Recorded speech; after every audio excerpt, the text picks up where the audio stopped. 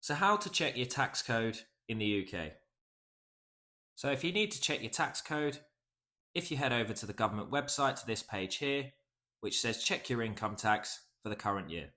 So I'll leave a link below in the description to this page.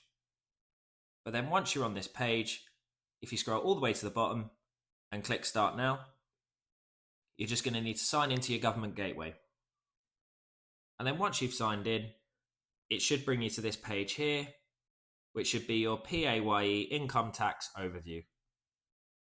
So if you click through to check current tax year, it will then give you a breakdown of your tax and income for this tax year.